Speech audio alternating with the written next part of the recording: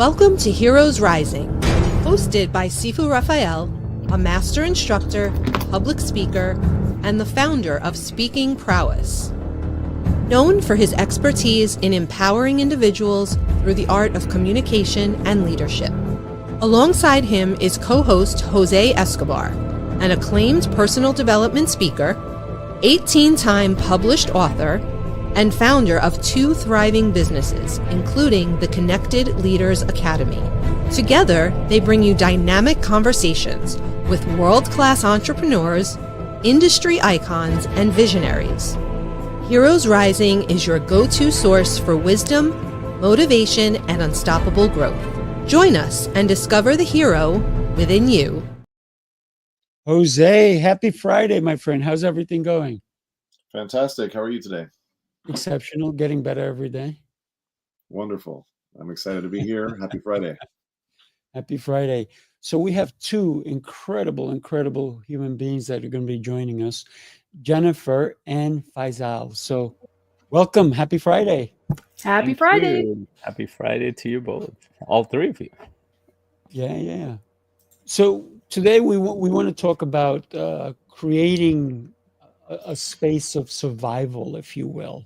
What are your thoughts on crafting a life of meaning and mastery because of survival? Thoughts?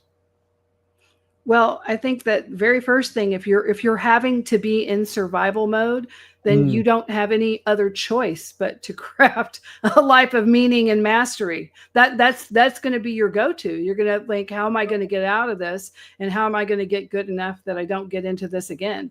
So it's a sad thing, but we're humans. And if we could learn just off of other people's mistakes, then we'd be having flying cars, right now for everybody. But we don't. We have to learn from our own mistakes.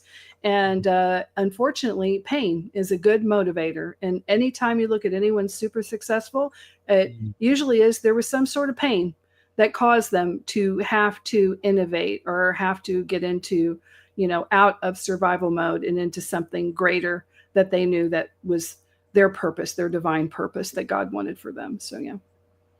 Yeah, I appreciate that. But then how do we go beyond survival? How do we learn to get beyond that? Well, it's just pushing through your comfort zone, right? Not that people talk about comfort zones. I just had a client who I was speaking with who is undergoing having to leave a relationship, right? And so many people would say, well, that's a comfort zone. You have kids, everything else. But it was the most uncomfortable comfort zone where they were very unhappy, but yet they were going to have action. Actions are greater than intentions. And so they wanted more. Your soul is consistently yearning to be in its right place, right? We all have our divine purpose. And it when you're away from your divine purpose. There's something inside of you that's calling for a lot more, right? And so there is a need for growth. So the majority of people, there are some people that are disordered or there's something with it and they don't have that. I'm talking about if you're generally a healthy person, you have a desire for this divine purpose. Like, I want to have meaning. I want my children to do this and this. So you just have to have the actions behind those intentions for that. And then you make a plan and you work that plan. Love it. I would piggyback off of what you're saying here, Jennifer. There's a great book. I looked back here as you were talking earlier because I always like to reference books, right, in terms of what we're talking about. And I just happen to know where most of them happen to be behind me. Man's Search for Meaning. Oh, I can't believe this. I was just thinking that before you showed that. Phenomenal book, Viktor Frankl. I'm not going to take your thought. You can share your thought, Faisal, about this, but I can tell you this came to mind in terms of your attitude and disposition when your back is against a wall and you feel like you have nothing left and you're anxious, upset, frustrated, angry, resentful, sad, and just confused and lost and not knowing, can I get lower than the floor? Right? The answer is no, you're on the rock bottom. So this is a phenomenal book to understand how to handle something like that. But On the other side, I can tell you to get on the other end of that, to get on the other end of unstuck, right? Or should I say when you're stuck, to get on the other end to unstuck. A lot of people tend to look extrinsically on like the exterior of like, where can I find this happiness, this support, this encourager? Where can I find that? And I always say it's an inside job, right? Mm-hmm. So you have to choose to marinate on the right thoughts. You have to know that you have to change the channel in the automatic negative thoughts that come into your mind. You have to understand that if you want to gain something and get somewhere in life, it starts with how you think and what you marinate on, right? Where your focus goes, your energy flows. So you got to ask yourself, what are you thinking? How are you speaking? And that is directly linked to the actions that you take.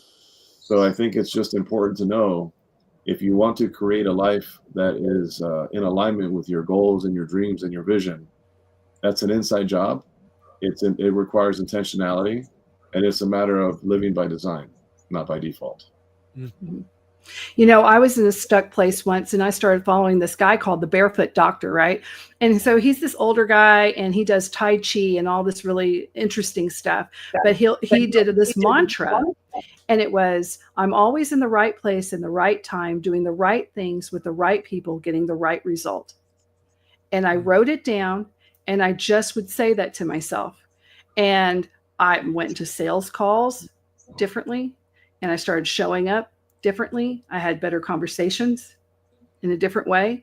And just doing that, it's so stupidly small, but just doing that intention made a big difference. I'm doing yoga right now. I get up every morning and I do DDP yoga, which is Diamond Dallas Page. He was a wrestler, right? Great yoga program, though, by the way. Yeah, we're doing a hip one for hip and knees, because my knees. Yes, and you do that. And at the end of the yoga, you do that. And a lot of it is the tiniest movements.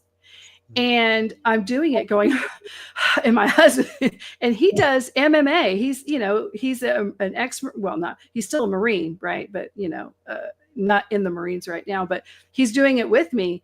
And we're like, that is the smallest, most move, but it's with intention, just where you focus, like, just, I'm going to squeeze this area and turn it on and do it. Big results. I'm already seeing it, and I'm like, this actually is working. So yeah, it's interesting that you brought up your husband, who is a veteran, a Marine. Mm-hmm. And because in the armed forces, they don't go for just survival, they go beyond survival, because survival means that you're stuck, you're in it. You're not getting out. You're not getting to capture the flag, if you will. If anybody ever played Capture the Flag, right? You don't have to be in the armed forces to play it a little bit, right? Just to have a little bit of fun. But you still have a challenge that you have to get out of where you are, get out of the muck to get into something better, to do something more, to win that challenge at the moment. And so beyond survival, it's almost like somebody who's just rinse and repeat. They do the same nonsense every day, yet they want something more. They want, look at that guy driving that car. Look at that girl in that fancy car. Look at that person in that house, yet they don't do anything about it. And they're living a life of lies, thinking that it's going to happen. But I'm not doing anything about it. The 11th commandment, Sifu Rafael, as I always say, I know. Go for it. Thou shalt not fool thyself, right? And there's too many people that, read their press clippings and think because I have a LLC and a bank, I have a business, right? And I fooled myself for a while. I actually opened up a business account, 2019, and it said, my business name, the LLC entity, and I was like, I walked out of the bank with my back straight, and I was like, oh man, I have a business. I'm an entrepreneur. I'm in business. Yet I had no clients. I put $20 into the account, and it sat there. And eventually, that $20 ended up negative because the fees started like eating up the account, and then the bank ended up trying to shut it down on me. And they're like, "Excuse me, sir, your business is like negative $200," and it's just because of the recurring annual monthly fees, or whatever. And so anyways, yeah, that's huge. But I'm very curious, Faisal, when I pulled out this book and you lit up like a kid looking at the Christmas tree in DC here. Like, I'm curious, what is your thought on this in relation to our topic today and what we're referencing? Because I was going to go into it, but I said no. I'll let Faisal go into it. I'll share a story with this. So when you guys are having discussion around survival, it always takes me back to that story, because it started with my parents. My parents, in their early years of building their life, they were in a war-torn country. They were in Afghanistan. I was born there. And at the time, the Soviets were in that region, and they had their apparatus, which KGB had a version of it in Afghanistan. They were ruling the country at the time, and they were prosecuting a lot of people. My father had gone to jail for a month, for example, for random reasons. And basically, there was no rule of law. Anybody they wanted to prosecute, they would do it. But after a while, my parents realized that they needed to get out of there because they're not going to survive there. And my dad went across the border, and then my mom, my sisters, myself, and my younger brother, we went illegally across the border to the neighboring country, Pakistan. We lived there illegally for a while. My parents had to find a way to uproot themselves just with their clothes on their back and do that. They were in survival. It's like, we're not talking like psychological survival. Yeah, that was an aspect of it, but that was physical survival for them and their family. But from what I remember in my childhood, there was still laughter, there was still love, there was still joy, there was still connection, even in the most dangerous of situations. The places we lived, most people can't even imagine on this side of the world, and we're grateful that we're in a place that's much safer for our families now here. But we had all of that, and as soon as Jennifer was talking about this, I was actually thinking of that book, and then you just brought it up, and because the book is about somebody who had survived Auschwitz, and he wasn't just an ordinary person; he was a psychiatrist, he was a doctor, so he looked at it from a human condition perspective, but also from somebody who is a keen observer of the human condition. And he actually described a similar stand. He's like, a lot of people will not believe it, but we used to have comedy clubs with them. They would joke around, they would share stories, they found love, joy, all kinds of stuff within the life of survival. And fast forward a few years later, when I had come to Canada, and I have a little bit of a different take as to all the great things that you guys are shared, all useful for anybody who wants to listen. What I went through was, I actually felt the survival in my teenage years rather than early, because I was too young to even understand what was going on. But the effects of it showed up when I was in my late teens and early 20s, when we came to Canada, and we're in the safest place, probably one of the safest places on earth. And a lot of stuff started surfacing. I went from being a very obedient, good kid, listened to a lot of things, and then I was quiet, to all of a sudden completely making a 180 towards addictions of all kinds, from alcohol to drugs to all kinds of stuff. My life started breaking apart, and it was at my lowest moment I realized that something was not working. And I didn't know why, I didn't know how. And then that got me to pause and started studying and looking into all kinds of things, from psychology, philosophy, spirituality, anything I could get my hands on. And then that began my 20+ year journey to try to figure out what went wrong in that process. And it didn't start with me, it started with my parents, probably even before that with their parents. And it was a generational challenge that somebody needed to overcome. And part of it happened because I needed to process what had happened. I was getting addicted to things, not because the stuff was addictive, because I had developed an addictive personality, because I felt disconnected. I was still carrying the survival of my parents into a world that didn't require survival. And then I started my journey beyond that. And that started with first processing that, and then started thinking, okay, what do I want to create? What do I want to connect to? What is my faith about? Who am I in this process? And I love what you said about the inside out process. It was an inside out process. It was not an outside in process. And as I started to kind of peel layers, I started to kind of discover my soul in the process. And then I started discovering that, you know what, there's a world beyond survival. There's a world of contribution. There's a world of service. It had to start with my family. It's like, what kind of family do I want to build? Do I want it to be based on survival? I did not want to create that. As much as I had learned so much from my parents, so many things, but they lived most of their life in survival. They had to. I didn't want to build a family based on survival, not thinking that everything is about surviving. So, but it gave me a lot of lessons. And the two major lessons that I've carried on from those times is when they were uprooting their life 2-3 times, figuring out what they needed to do, they had two things. They had each other, their family, they had their faith. And I said, if I have those two things, I can figure out the rest of this stuff. And now I travel around the world with my kids. We're not in survival. We're just having fun, doing things, building businesses. Whatever we're doing is we carry that. But with that, we also have the intention is that we need to grow beyond survival. And what that looks like is we need to know ourselves beyond the ego of survival. How do we contribute? How do we serve? How do we build ourselves up to strengthen our family, our community? And that also goes to my clients. That also goes to the people that I interact with. Wherever I go, I need to share something that gets them beyond that survival, to tap into a part of them that can grow beyond that. And that requires real intention. And then the action, like Jennifer mentioned, then the action needs to set in, so that you need to model that for the people around you. So that book really, as I had read that book, I realized, what? If he can do it, if my parents can do it, we can definitely do a lot more on this path, no matter what the struggle is. Boy, that is such a powerful story. But now I know why we're on together, Faisal. Like, we both had we had very challenging teen years. I was very different. I grew up, you'd think I had a silver spoon in my mouth when I was young. I mean, we were solidly middle to lower middle class, but still solid, nice family. And then I became homeless as a teen, all by myself, and I went to college homeless.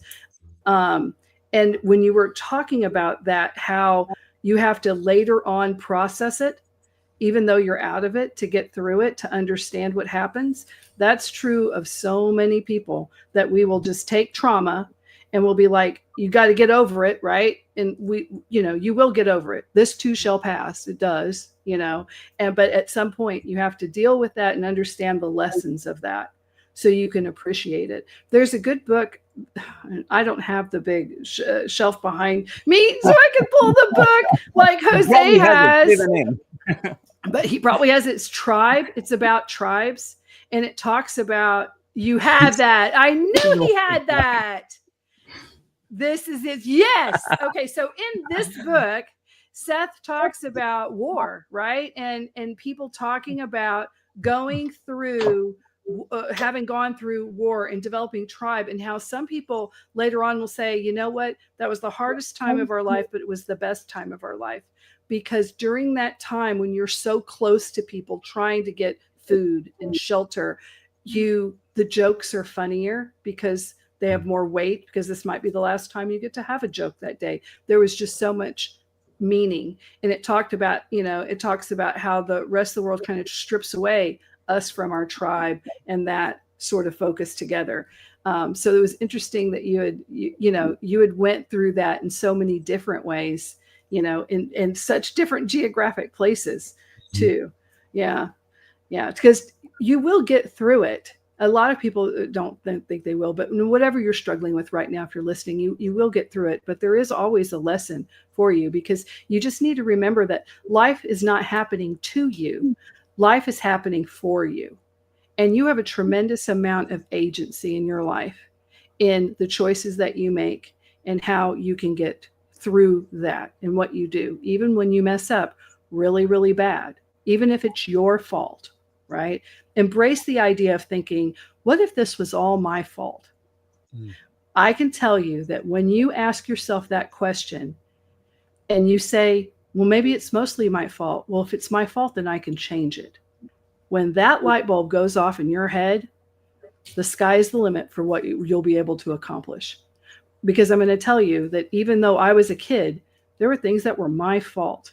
And even the ones that weren't, if you can get rid of whatever resentment, or, because I had hatred, why am I like this? I was really pissed off, being homeless, being pregnant. I was pregnant and homeless. So I'd made a bad decision, and that was my decision. I might've been a kid, but I remember I was told, another lady this, I was 16, and I was in Fort Lauderdale. And I hadn't eaten in several days. So I was pregnant 16-year-old. And it was probably like 2 or 3 days. I was like mad, very, not all that conscious, getting real dizzy. And it's hot in Florida. And they have a hotel called the Hojo, Howard Johnson's. And usually they have a little diner in the front of that. And I was sitting there, and it's got, the window so people could sit there and eat their breakfast or their whatever and look out over A1A, which is the beach, is right there. And I was so angry at all the people in there. I didn't know these people, but I hated them. I hated their guts that they could sit there and eat. And there was this one big table, and it was a family, and there was so much food that was left over. And they got up, and I just sat there, and I thought, F them. And I walked in, and I sat down. I started eating their leftovers. And it got very quiet. Here's this pregnant, dirty girl eating leftovers. But I was hungry. And that was not the only table I sat at. And I was very quiet. I didn't say a word. But I mean, I'm pretty sure people could feel the menace off of me and the chip on my shoulder because I was that pissed. And finally, the waitress came over, and she handled me like literally crumpled bills. And she goes, my manager's going to yell at me, but you're going to have to leave. And I grabbed the money from her. And I mean, I must have looked at her like she was Satan. And I said, I was just hungry. And then I got out and I left. And I walked a couple of blocks, and then I broke down crying. Because why did I do that? She's just a waitress. Now, here I am homeless, but I'm judging her because she's a waitress. So I still had, something inside, like, she's just a waitress. But it was crazy. And I didn't want to be that person. And I didn't want to be this angry, bitter person. I got sick of myself. Like, what a jerk to yell at her and take her money. And that money allowed me to go and rent a nightly little no-tell motel. I was able to take a shower. I was able to wash my clothes in the sink. And that enabled me to have clean clothes. And I went out and I was like, I got to get a job. I had been interviewing, and then after a while, my clothes were dirty. I couldn't go in, and I wasn't stupid. I knew that I wasn't good. They're not going to hire me. And I was able to get a job, all because that one waitress did that. And, you have to get over yourself if you have anger and resentment, because that's just going to be the rock that drags you down into deeper into whatever gutter you're at. Got to get over it, And I got to say, she was not just a waitress. She's somebody who saw you. Oh, no. What I'm saying is that was stupid of me for saying she's just a waitress. And here I am homeless, trying to judge someone who was helping me. That is how far my mentality had fallen. Mm-hmm. Because guess what? I've been a waitress. That is a great job. It's a great career. But at the time, it was about how messed up my thinking was. Mm-hmm. That's why I said it like that. Yeah, because that's a full career. There are people who make great money being service workers everywhere. But I'm just telling you, like, at that moment, I was just so messed up, and I made myself sick because there's a part of me that knew that this isn't me. This isn't who I want to be, and I didn't know much. I was dumb and 16 and pregnant, but I knew enough that I knew that that wasn't me, that this was not. I was lucky enough to have a good family when I was very young, and I did go to Catholic school, and I am, very religious, I'm Orthodox Christian now because I married into it. But, I think that once you feel God in your life, when you get away from him, you know it very clearly. And I felt it very clearly that I was away from him in that moment. And that's why I cried, because that's how you're supposed to treat people who are helping you at all. So that was. I believe both you and Faisal have definitely shared survival or the idea of survival, but you both have crafted a life of meaning, and including in your own mastery, what you've done with that survival, what you went through, what your family went through, Faisal. To understand that you now don't have to be in that survival mode. And I'm sure, Jennifer, you're not in that survival mode now. You've gone beyond it, and you've crafted a life because you don't want to be in that position anymore. So if we can turn it around and start talking about the beyond survival, right? The life after that. What have we done and how are we helping other people who may currently be going through that time in their life, that moment that they seem like they're in the storm, but they don't see a way out? I can quickly say I don't have anything as powerful as Faisal and Jennifer in terms of the impact of what they went through. I went through some things, right, but not necessarily on those levels. And it's interesting because, you know, when we think our challenges are tough and the things we're going through, we feel like we're at our own version of rock bottom, right?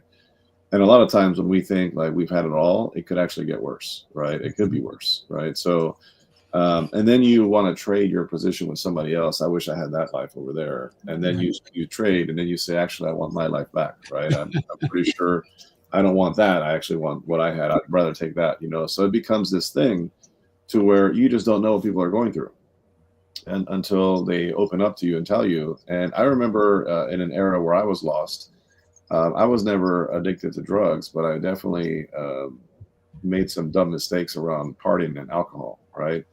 In my teens and then going into my 20s.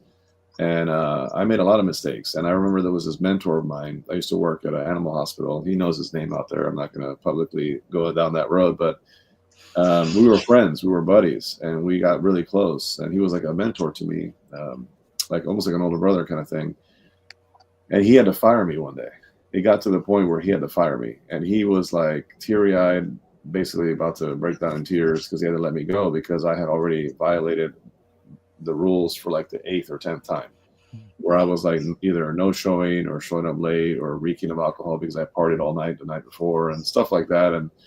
And he just had to do it. It was above his decision. The person above him said, we got to do this. This is unfortunately, and he's tried to save my butt multiple times. And I ended up, you know, shocked because in my mind, I was like, they're not going to get rid of me. And look how close we are, you know? And I always said, I'll get better. And I had every intention to improve and be better. And then one day he let me go. And I go in the parking lot, I'm in my car, and I'm in there for like 2 hours, like completely confused, not sure what I'm going to do. My parents had had it up to here with certain things that I was doing. And I was kind of like, you know, a little lost and frustrated. So he came out to the car and he highlighted some verses in the Bible, right? And he told me, I want you to keep this and I want you to marinate on it. No, he had his own Bible. He scanned them. He scanned some pages in the Bible and highlighted certain scriptures. And then he gave it to me. Right. He said, I want you to pray on this and marinate on this. And I want you to know that this decision was beyond me. And it was unfortunately very uncomfortable, but you put me in this position. And I didn't want to do it, but I had to. And in life, sometimes you're going to have to make executive decisions and you're going to look back and understand in the future. In hindsight, you're going to kind of look back and see what happened. And if you were in a situation, you would have to do the same thing. This is life. And the advice that he gave me, he said, you know what, I want you to know one thing. It's very important for you to understand this. And you might not receive it right now, but as your maturity increases and you grow older and you have kids and things like that, you're going to understand this concept. And he said, when you put yourself in a position where you lose certain things or certain people or a lot or everything, and you lose a lot of freedom and things or your health, whatever, and you look back, he said, because you put yourself in that situation. He's like, you are where you are right now in your life because you choose to be there. He said, and that was a bitter pill to swallow for me. He said, this situation of you being in the car where you are right now, you are here because you chose to be here right now. It wasn't because of anything else except you. This is an extreme ownership moment, right? You need to understand that you put yourself here. And the only way to get out of this hole, the energy and effort that it took you to put yourself in this hole, it's going to take you 2 to 3 to 10 times the amount of effort to get yourself out of it. And he says, but this is the good news. The good news is you have what it takes. The good news is that the ability to get yourself from here to there, and there is where you want to be and where you should be and what you're capable of. You have the ability to do that right now. You can start literally today. Leave this parking lot and go figure it out and put a plan together and execute it and pray like it, depends on God and act like it depends on you and just go out and do the thing. And if you need support, I got your back and I'll be here for you and all that kind of stuff. But he said, don't make excuses. Don't blame other people. Look internally, fix what's going on inside, and then the outside of what you want in life will show up. And these are some of the ideas that he said to me. And he's like, and trust me. And the whole thing that I always say about elevators, I got from him. He said, to get back to where you were before this happened and to go beyond is going to be you recapturing momentum in your life. Because once you lose momentum and you try to regain it, it's like going up an escalator backwards underwater. All right. It's like going up an escalator backwards underwater to regain momentum once it's lost. But the good news, and again, rejoice in this, is that you have the ability to regain it. And you have the ability to craft the life that you want. So go do it. And I left that parking lot, that conversation I will never forget. What a mentor to be able to tell you that. I mean, if they say that, that's an angel. That was a private angel to be able to come in there, because he could have just said you're gone. He could have, but that, and you could have been at the point that you would not have received it. You could have been mean to him. He could have thought, this guy's not going to listen. He's just going to yell. But the idea that he said, no, I've got to do this because he needs to hear this, and I'm going to try. That's a real good person that was put in your path. That was really good. Just so you know, I think that, Jose keeps pulling out books and pulling out books. I'm going to have to do the same because I think Jose became a librarian as well. Oh. That's his book right there, right? So when you think about, when you mention a book, Jose either has read it or he has it on his list to read. And when that's one of the things that he decided to start doing with the greatest advice that he ever got, the conversation that will always be with him, because he did the thing that most people are afraid of doing. That thing which is going to be 10 times harder to do than falling into the ditch is easy. You just fall. Getting out of it, that's the hard part. So one of the ways that he did it is through replenishing his mind with the positive thoughts and the ideas and the concepts, and with the reading. That's why I said he's like a librarian, because he doesn't just have the books, he knows where they are, right? Do you ever go to a librarian and you go, where's this book? They have to go through their whole thing, because obviously there's thousands of books, right? But they have to go and they have to look at the index and they have to go, it's over here, it's over there. But Jose just goes, click, here's this one, is that one, because he's done the work necessary to go beyond just surviving, because he wasn't surviving, he was actually drowning. Yeah. And surviving became, maybe I'm saying the wrong thing, Jose, you can correct me. Surviving started when he pulled away from that parking lot. When he realized that, I was just given a gift. Let me not throw it away. And yes, I've had a tumultuous upbringing. I've been homeless, but I'm not here to tell you about my story. I'm just here about helping anyone who needs to understand that where you are now is not where you have to remain. Yeah, there's something that's coming to mind as everybody's sharing. Every time I share my story, I get a response exactly like Jose shares. Like, my story is not as crazy as yours.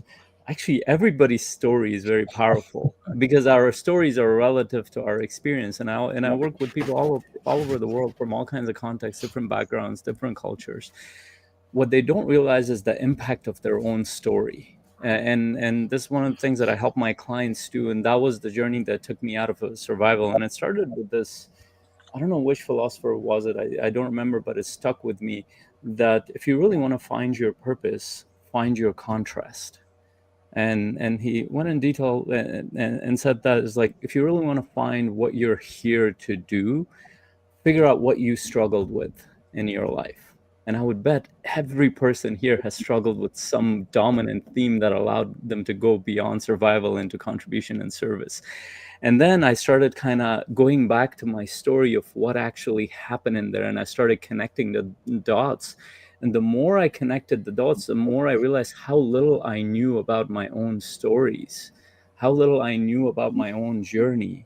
And in the process, you don't just remember the thing, you have to process each step of it, because a lot, like Jennifer said, I was hateful, resentful. I was so many things towards my own story, but each one of them gave me lessons that was gold, that could have carried me forward. So whenever I meet people, I'm like, you need to figure out two things. You need to figure out your own story, and you need to figure out your vision for life. Your vision is going to take you towards growth.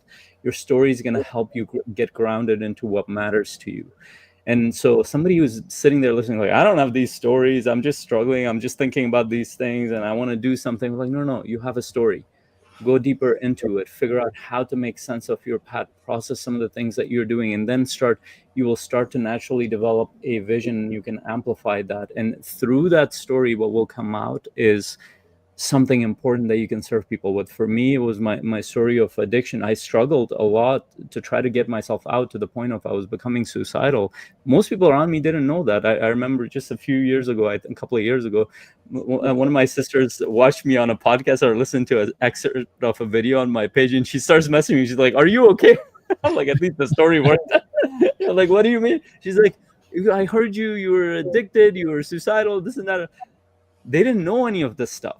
I look like a functional alcoholic to everybody. I went through my journey struggle alone a lot of times, and then I had to share it afterwards with them that, you know what, I was really struggling. And there's so many people, a lot like Jose said, you don't know what they're going through. They're struggling with things that to other people might seem nothing, but to them it was a struggle. My struggles helped me build the path towards growth, because now I get to serve people with the things that I struggled with, and then beyond that started learning a lot in the process too, to figure out what can we do differently, what can I do differently for myself, for my kids, for my family. How can I build on what I was given, but also start growing? That's my responsibility as a leader in my home, in my community, in my business, with my team, with anybody that I come across. And it all starts with your own story. Make sense of it. Most people have no idea what their story is about. It's like they have an amnesia. By the way, this is also true for us as a species. This is why we say we always repeat history, because nobody knows history. Your story is your history. We don't know our collective history, and we don't know our personal histories. So we keep repeating the same mistakes over and over and over again, instead of kind of transforming that beyond that. So if you're somebody who's listening to this, you have a story, no matter how minute and small it looks like, that story will transform you and your family, your community, and start paying closer attention to that. Rather and figuring out, why are you resentful towards the things? Why do you have hatred? Why do you have disconnection? Why do you have all these things? Why don't you have gratitude there? Find the gratitude, find the lessons, and you have more gold than anybody here could ever share with you. Yeah, I would like to say that the story, sometimes when you really dig with clients, that I know you do, it's sometimes not even their real story. It's the BS story they tell themselves as to justify why they're stuck.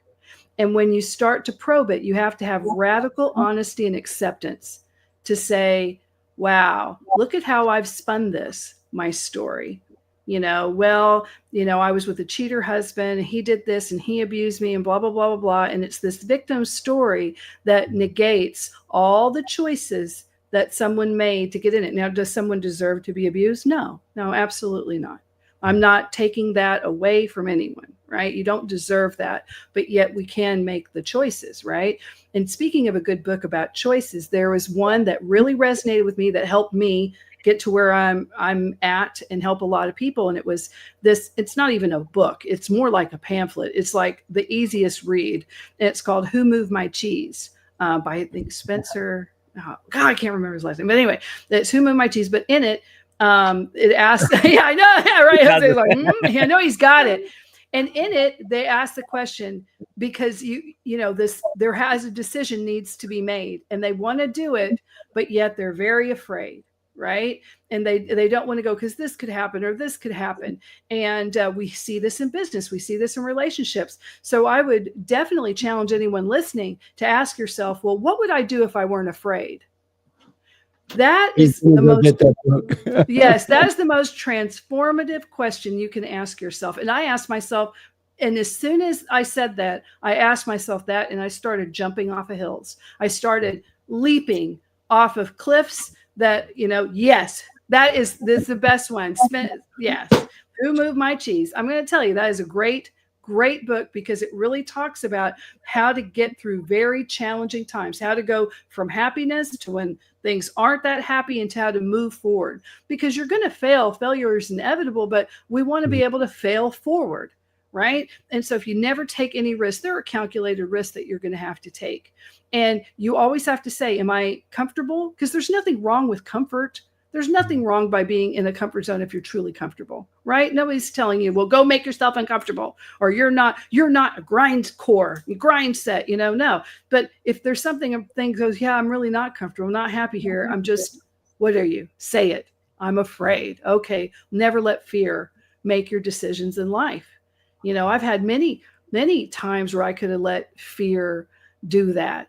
And sometimes anger is a good one. Like, I was at a job, and it was me and a bunch of people. It was a steel company. Now, I was very young, so I was in my early 20s, right? And I had gotten a job. I'd gotten out of, being homeless and all that, and I graduated from college.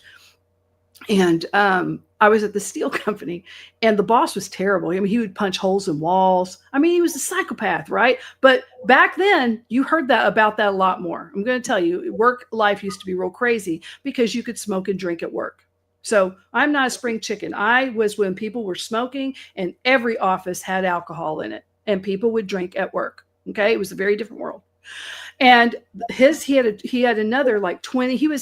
I was 26 and he must've been 23, but it was his son. Well, he fired everybody but me and the son. And then he went to India to go buy forgings, left us with a shop full of people, and hardly any of them spoke English. And we were going to run the company who's going to give us thousands of dollars worth of a bonus.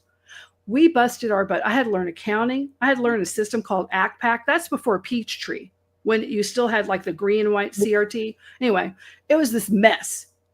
And so I just had to get through it. I just had to learn it and do it. And then he came back, and you know what our big bonus was? It wasn't the thousands of dollars we were promised by keeping this afloat. Oh, and by the way, we broke every sales record, because I did the inside sales and he worked with the shop, and we did it. We just got real motivated. When you're very young, money is very motivating, right? He gave us little cards with our name on it and a title change. We both quit right on the spot. Rage. Sometimes your rage can get you to make the fear decisions.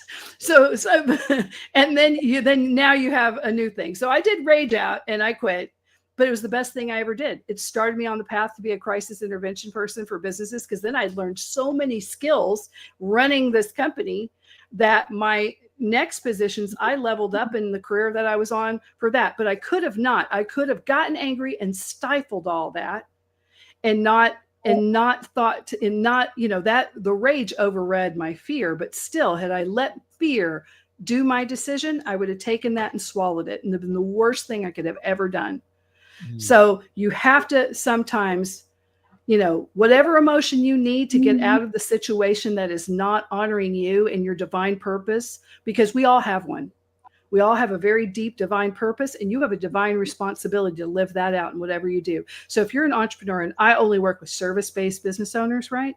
So all of them have something. That's why they created their business. But no matter what it is, that is your purpose. And it's important that you do it to the best of your ability, because that's what you're here for, right? So never let fear stop you from doing your purpose. And it can be anything. And I think COVID, as bad of a time as that was and it was bad for me. I closed 2 businesses during COVID. I didn't think I'd make it through that, but I did. Somebody's fun. And, but we learned something. We learned the resilience of people when something that's out of their total control. So it's a government, right? Like the government went crazy, right? Closed people. People didn't have a job because of the government. They couldn't go to work. They couldn't do that. You know what they did? They created their own economy. And what did they do it on? A mobile app called TikTok. Yeah. There are people who said, I gotta tell you, I know that you're very excited about everything that you're talking about. But we're gonna just take a quick second to take a look at some of the commercials that we do have to play. Take a look.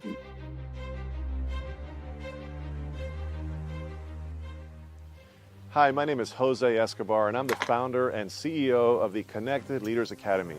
We're a growing tribe, a community of entrepreneurs all over the world, globally, all across the country, high performers, titans of industry. If you're an entrepreneur and you're looking to grow personally and professionally, scale your influence, develop your skill sets, move the needle in your business, more clients, more money, more profit, the bottom line, and of course, grow your circle and your network like never before, this is where you want to be. Join the Connected Leaders Academy today. We are scaling massively. We want to welcome you in. Check me out on Instagram and on Facebook, the @ JAESCO25. We look forward to having you join us. Take care. You followed the rules, tried the restrictions, counted the carbs, the steps, and the failures.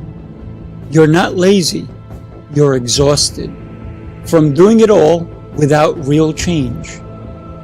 What if the problem isn't you, but the plan? Sifu's Mind-Body Method is a 90-day transformation built on 7 unshakable pillars: mindset, movement, nutrition, hydration, fasting, journaling, and faith. This isn't another shortcut. It's your structure, your strength, your reset. You don't need harder, you need better. Ready to begin? Start today.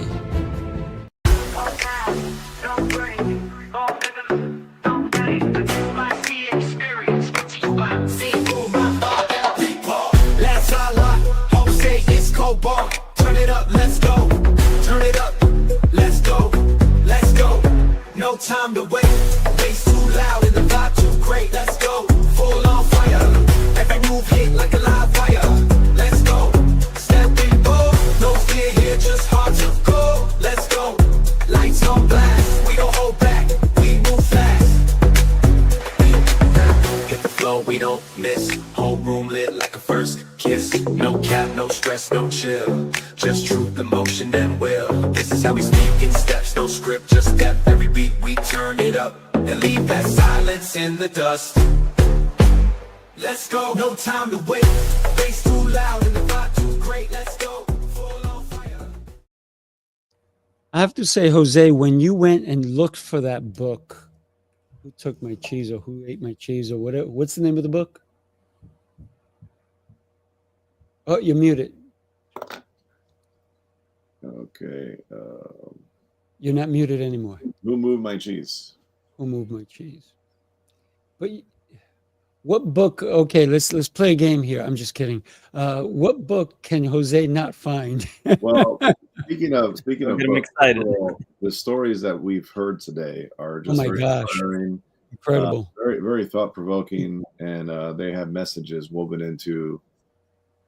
You already gave messages to your stories that you were shared multiple stories, but there's like messages off of the messages, right? Like the trunk of the tree and then the branches, right? So it's really, we could do a whole meditation or a seminar or a masterclass on today alone. But to reference the book that I pulled, and I pulled it not just to show you that I know where it is in my office, which there's over 3,000 books here, but I pulled it because there's something powerful in here that I wanted to share that kind of relates to what we're talking about. You mentioned fear, right? And this is one of my favorite things in this book. It says, what you are afraid of is never as bad as what you imagine. The fear you let build up in your mind is worse than the situation that actually exists, right? So again, mindset is where it starts and where it could end if you're not careful. So, and then there's a little statement here. It says, it is safer to search in the maze than remain in a cheeseless situation. Oh my gosh. I'll say that again for those. Right? It says, it is safer to search in the maze than remain in a cheeseless situation. And too many people are like, oh my gosh, what if I get lost? What if I trip and I hit my head on something? What if I can't get out or I starve of, I mean, it's better than not having cheese, right? And dying of starvation. So one other quick thing I want to say, there's this other book that I read on a daily basis. This is one of my daily reads. It's called The Daily Stoic. by Ryan Holiday. It's all about Stoicism and Marcus Aurelius, Seneca, all those philosophers. This is actually, if anybody's interested, I encourage you to get this version. You can get it from Ryan Holiday's website, thedailystoic.com. And this is the leather-bound gold page edition, right? So it's a really cool, like, beautiful edition that I got. I still mark it up because that's just who I am. But anyways, it's like a collector's edition, right? So I say that to say there is a great paradox which kind of speaks to this whole Marcus Aurelius piece that it's in a different book. And the paradox of, you know what, I want to avoid pain, yet pain is good. Right. So, and let me clarify here by reading a little piece that is in this book here. It says, a wise man does nothing unwillingly. Marcus Aurelius taught us he has a deep understanding that the experience we are offered is the necessary kindling for his continued development. He welcomes the difficulty. There is still pain, but he doesn't suffer. When you welcome the challenges and the difficulty and you embrace discomfort in areas of your life that are not, you know, it's, you stay uncomfortable. I mean, that's how we grow. That's how we get better. So, and it's like we're constantly trying to avoid the pain, but sometimes there is the other side of the coin, right? It doesn't matter how flat you make a pancake, it still has two sides. And the other side of that is sometimes pain could be a good thing if it's self-inflicted for the right reasons, right? So there's the other side of that. So it's a nice discussion piece, but yeah, those are my 2 cents based on what I heard. And it also connects to the story I was referring to. Most people have a lot of pain in their stories, but they haven't felt it. One of the things that I do in my groups and one-on-ones, I actually get people to slow down and feel what they need to feel because they've pushed it down. But they have gold in that pain. As soon as they start to feel it, they realize that they have the capacity to feel that pain. And then they're willing to take on bigger challenges. It was Tony Robbins that said that if you don't have any pain or challenges, you better get on your knees and ask for some challenges because you don't know what life is about if you don't. And that's, to me, it speaks a lot. I'm constantly seeking challenges because I understand, by understanding my own story, that I felt my pain. For the longest time, I ran away from it. But I understand that it transforms you. It changes you in ways that you can't imagine, as long as you're open to the transformation, not necessarily attached to the pain as an identity. I think no pain, no gain, right? That's the old saying. This is why we lift weights. This is why we move, I think, on a daily basis. When we played that video of Sifu's mind-body method, one of them is movement, right? Without movement, you have nothing.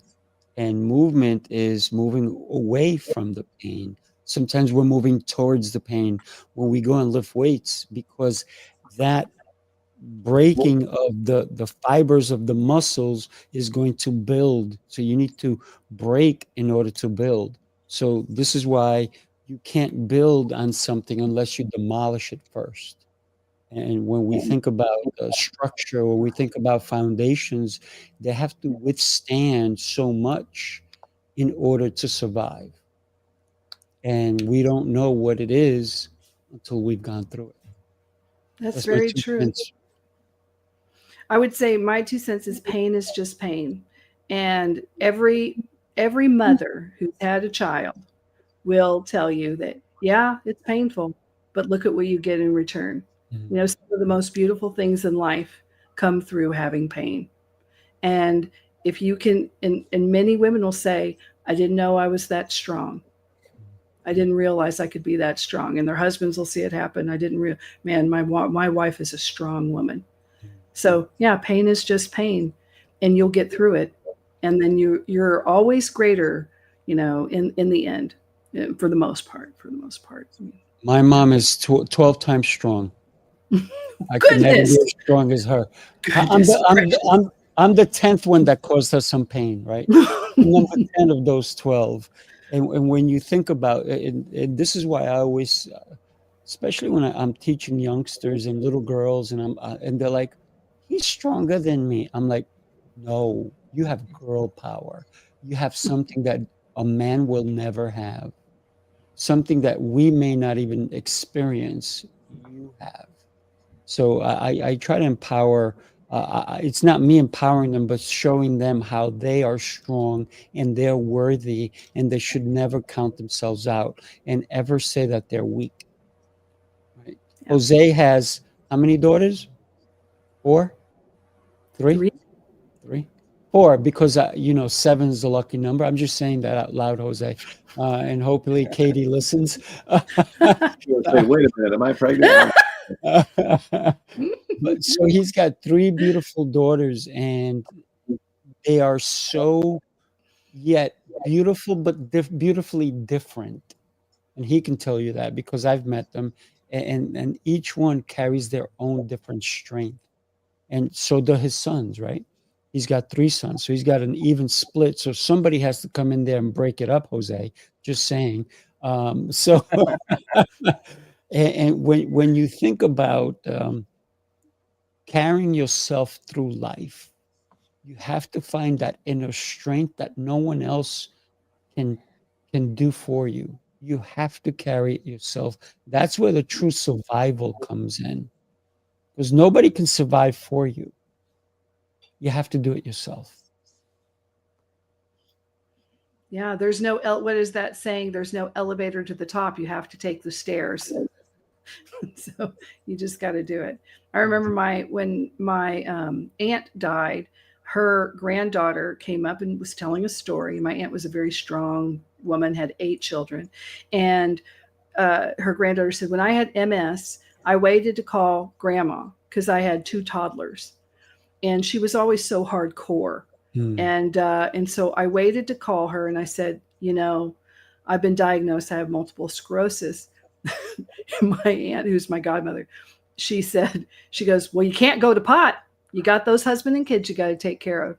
And when she said that, she goes, and at that time, I knew there was a reason I waited to tell her, because that's what I needed to hear.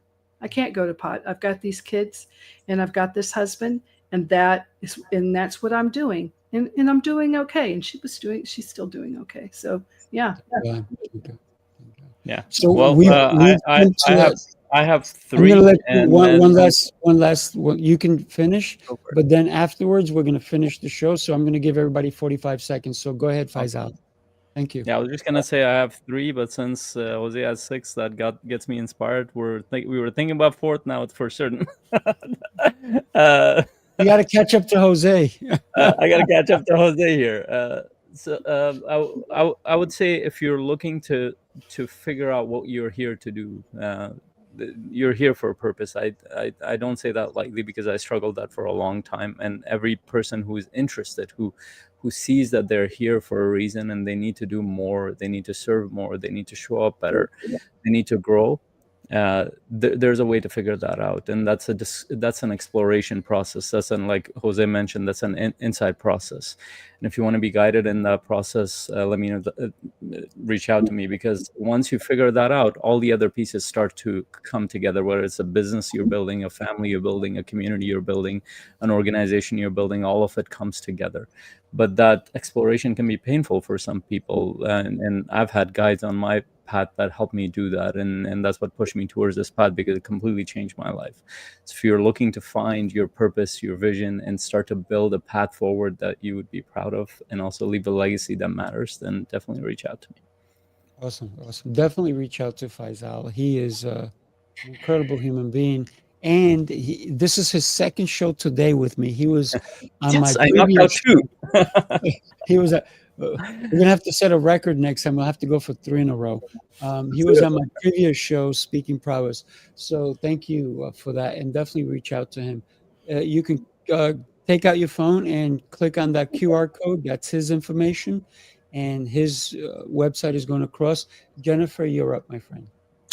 Well, if you are a service-based business owner and you're stuck in the same way, I work with a lot of doctors and clinics, florists, roofers, plumbers, you name it, service-based, then I help people get to the next side. But what I love doing are my challenge calls. So I do a 15-minute challenge call where somebody calls me and they say, this is what I want to do. It's not a sales call. I don't pitch you at all.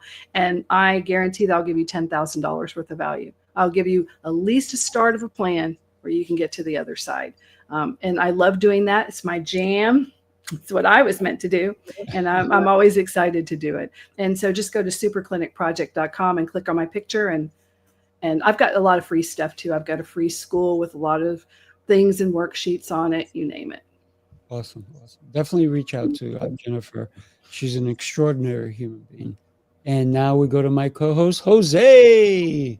Jose, thank you, Sifu. I have your website up, and then also your CLA Connect Leaders Academy up there as well. Cool. So first of all, thank you, Sifu. Always a pleasure co-hosting with you. Faisal, you're brilliant. Jennifer, you're amazing. Thank you both for your insights. I took away a lot today. I'm always learning, and today I learned quite a bit. So thank you for sharing. In terms of myself, I'm the CEO and founder of Connected Leaders Academy. If you're a business owner, entrepreneur, looking to get on more podcasts, more stages as a speaker, get some leads, referrals, collaborators, referral partners, JV ventures, more clients, reach out to me, check out the website. You can schedule a virtual coffee with me. As of today, we have 550 members in 49 states and 35 countries, growing every day, with amazing people like Sifu, Rafael, and Jennifer, who's right here in front of us. So we would love to connect with you. Just check me out, www.connectedleadersacademy.com. Thank you. You can even click on the QR code on top if you like. I am Sifu Rafael. What can I say? I just love helping people. One of the things that inspires me is people's stories. Why do they do what they do? And so for me is I help people reset, restore, and rise, whether that's through their health, their communication, or the way they show up in leadership. It's about adding more to who you are as a person. So it's about giving you the clarity and the proven systems that fuel your purpose without burning you out, because most people do burn out, and they realize that when they're already in the burnout state. Let's not get there. Let's do it beforehand.